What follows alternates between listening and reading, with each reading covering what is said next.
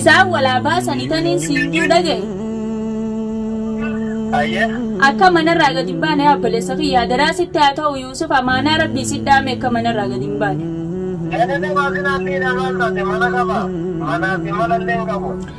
Niin beekaa bar mana akka hin qabne siin beekaa bakkuma jirtu sanuu manaa miree bakkee ati jirtu tunis manumaami. Bakkummaan jiru takkaan jiru shaara irra deemu jira. Nama mana silaa dura galullee meeshaalee keessaa fe'atanii ijoollee wal dhabsiisan ijoolleen akkasuma waan akkanaa dalaidaa duraayyuu jarri haa fe'atanii harka ol keessaa qabanii jettee natti kaatee ijoollee masaanuu jalaa godhu jira jedhu na barbaadu jettee adama. Amma beektee mana mubaarak keessaa qaban sanis darsa guuruuf deeman na fakkaate akkaan dhagootti darsa san hundanii guuraa kasaaraa Yuusufaa kafalee jechuudha.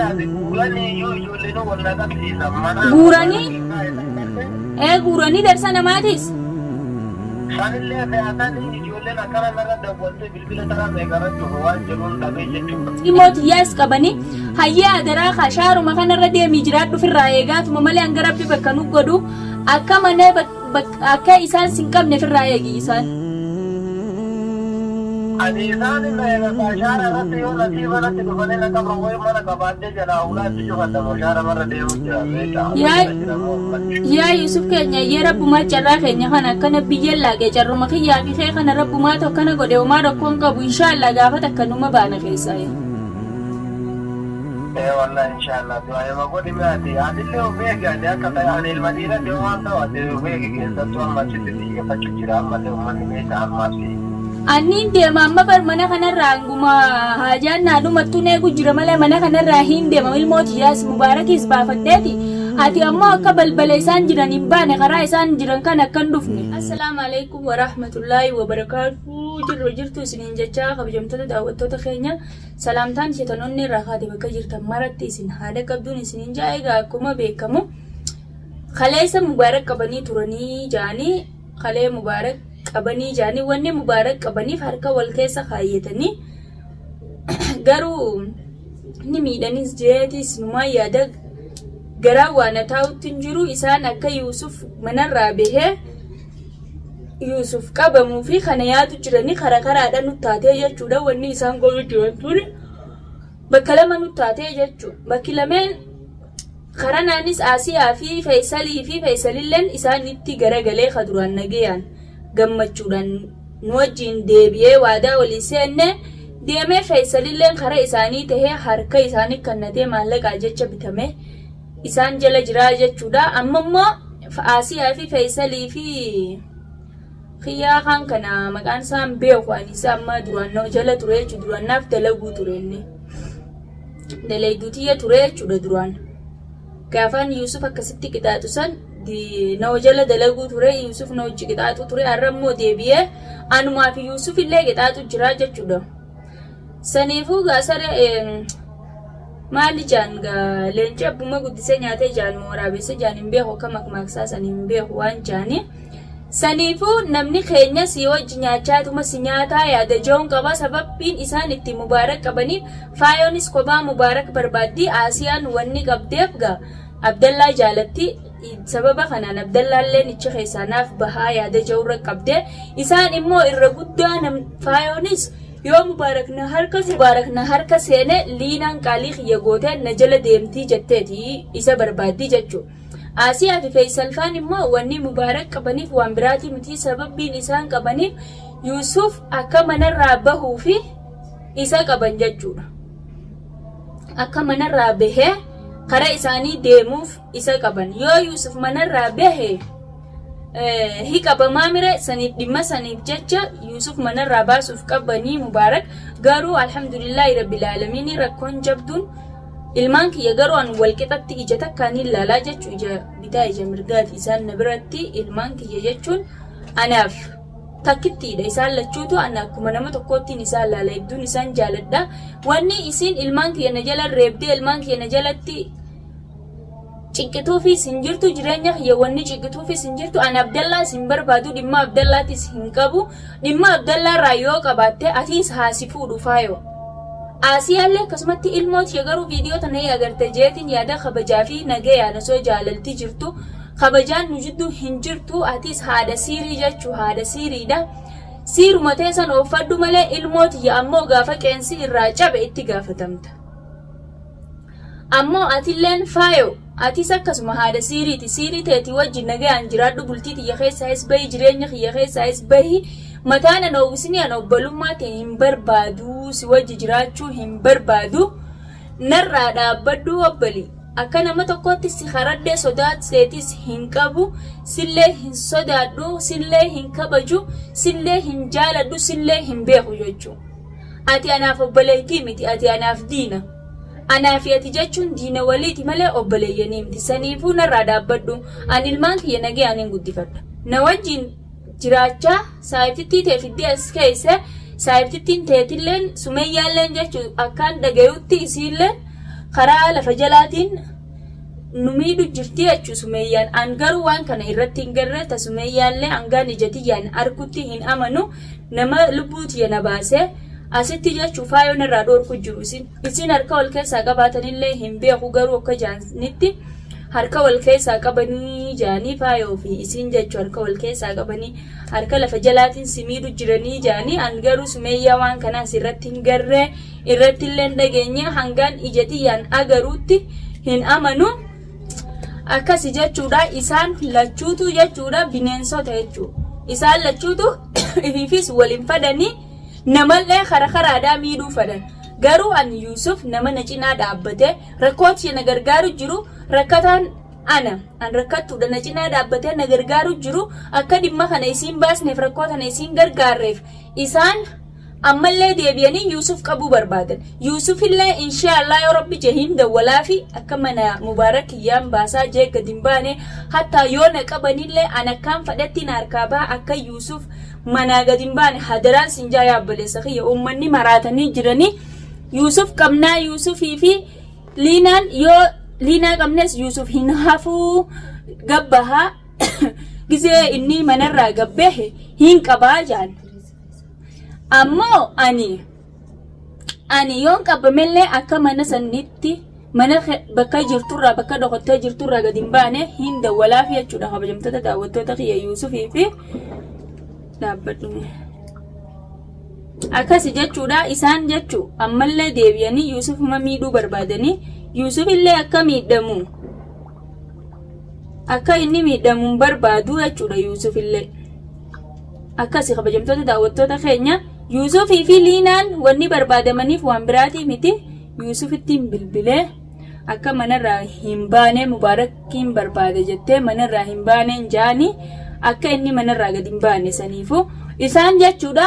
Amma Yusuf xiqqaan eenyugaa maqaan isaa mucaa sana jalaa gala maqaan isaa hedduu na jalaa gala isa qabnaa jaaniiti isaan qabaa jee isa barbaada kutee inshaallah isaan sadeen keessaa nuti nama tokko numa qabna yoo rabbi jee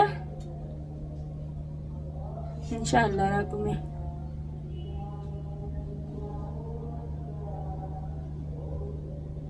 Faayoo taate Yusuf Faisal taate Asiyaa taate namni tokko huma qabama isaan hanga kana keessa isaan hanga kana keessa namaan qabe san gadillee lakkisu an hunno Yusuf irratti bilbileetiin jira.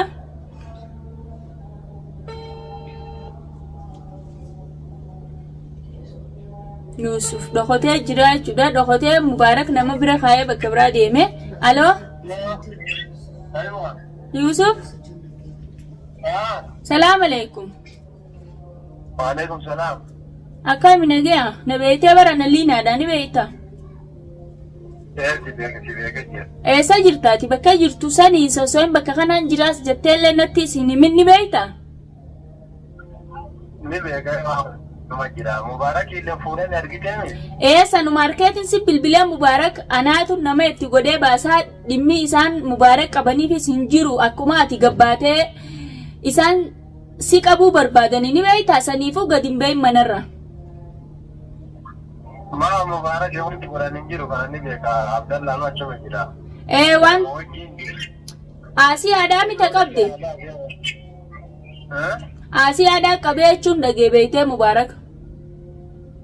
Asii akka beeka immoo Abdallaan osoo wajjin jiranuyyuu Mubarakin miidhuudhaan kana dallaa faaruu biraa baasuuf barbaadu jiranii beekan manneen. Isaan walaa baasanii taniin siinjuu dhagaye. Ayyee. Akka manarraa gadi hin baane obboleessa kiyyaa daraasitti haa ta'u Yuusuf amaanaa rabbii siddaame akka manarraa gadi hin baane. Neenee waasin haalli namaan taate mana qaba. Manaa fi malallee hin qabu. Niin beekaa bar mana akka hin qabne siin beekaa bakkuma jirtu sanuu manaa miree bakkee ati jirtu tunis manumaami. Takkummaan jiru takkaan jiru shaara irra deemu jira. Nama mana sila'anii dura galullee meeshaalee keessaa fe'atanii ijoollee wal nadhabsiisan ijoolleen akkasuma waan akkanaa dalaidaa duraayyuu jarri haa fe'atanii harka ol keessaa qabanii jettee natti kaatee ijoollee masaan hoyyuu jalaa goru jira jarru na barbaadu jettee anam. Amma beektee mana mubaarak keessaa qaban sanis darsa guuruuf deeman na fakkaate akkaan dhaga'utti darsa san hundanii guurraa kasaaraa Yuusuf haa kafalee jira. Guuranii? Guuranii darsa namaatis? Sanillee fe'atanii ijoolleen akkana narra dawwaltee bilbila taraa meeqarratti waan jedhuun dhabee jechuudha. Hanguuruuf deemanii jechuun dhagee beekte. Mucaan immootu sanuu jaartiin isaa amma har'a buuti harri kamisaani? Har'a buuti laala har'a dalaga irraa buuti amma narratti dawwalu jira. Manni immootu yoo jarri dhagan qullaa waa takkaan jira. Isaan akkam nu godhuu barbaadan qoy bakka deemanii namaa waliin nu hijeessaatu darsa namaa hunda guuranii ilmooti yaas qabanii hayyaa adaraa kashaaruma kanarra deemii jiraadhu firraa eegaatuma malee hanga rabbi bakka nu godhu akka mana akka isaan sin qabne firraa eegi isaan. Ani isaan kashaara irratti yoo nasiiba natti dhufanii na qabra wayi mana qabaadde jalaa ulaatti cufadhamu shaara marra deemu jira beekaa. Yaa Yuusuf keenya yee rabbumaa carraa keenya kana akkana biyyeen laagee carruma kiyyaa fi kee kana rabbumaa tokkana godhe homaa rakkoon qabu inshaallah gaafa takka numa baana keessaa. Wallah inshaallah du'aa ma godhi mi'aati adillee of eegani akka ta'e ani ilma dhiirati waan ta'u ati of eegi keessattuu amma achitti xiyyeeffachuu jira ammallee uummanni beekaa ammaas fi. Anniin deema amma bar mana kanarraa hanguma haajaan naadhumattuu eegu jira malee mana kanarraa hin deema ilmooti yaas mubaarakis baafadheeti ati ammoo akka balbala isaan jiran hin baane karaa isaan jiran kan akkan dhufne.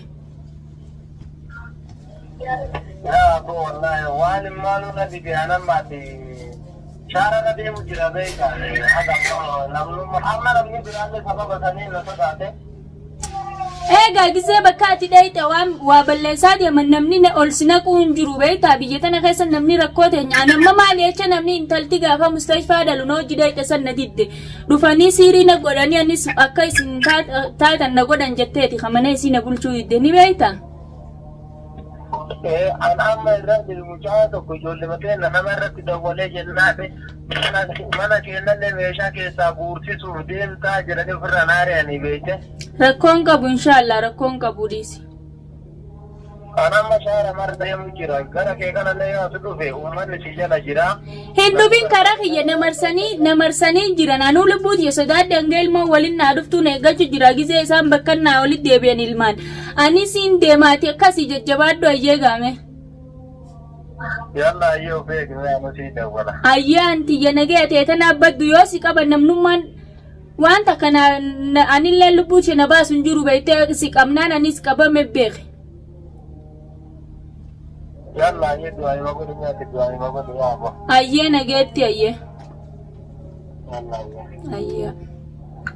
Akkasii kun kabajamtoota daawwattoota keenya hidha geessanii mana kalee mubaarak irraa qaban san darsa namaa kan mana keessa jirullee sababa saniin guuranii jechuudha sababa mubaarak achii qabaniin Yuusuf kasaaraa haa kafaluu jaanii darsa mana keessaa guuranii yoomuma akka namaa taanee yaa rabbii kiyya jiraannaan na dhibe isaan garuu qoy hanga yoomiti akkana lubbuu teenya nu taphatanii jireenya keenya kana balleessan rabbii nurraa haa dhorku isaan kana jechuun rabbiin kaaliinii nurraa haa dhorku ka danda'u isuma yaa obboleeyyan rabbi yoo rabbi sodaattan ummata siiriidhaa rabbi beeytanii miti silaa rabbi beeytanii siirii tanaa hunda leeytanii nurraa dhaabbadhaadhaa hadiraa nurraa dhaabbadhaa jireenya keenya keessaas dhaabbadhaadhaa miskiina maa dirartan qoy Yuusuf kana darsa isaa manarraa guurtan deebitanii ammallee darsa bakka inni kalee mubaarak geesse illee guurtan amma mubaarakis fudhattan hayyee maaltu isiniif lubbuu teenya tana gaa nu baasaa qottaadha ruuyi nu keessaa baasaadhaati foon keenya qaladhaa nyaadhaa kalaas an kana booda waan isin hin jiru hin qabu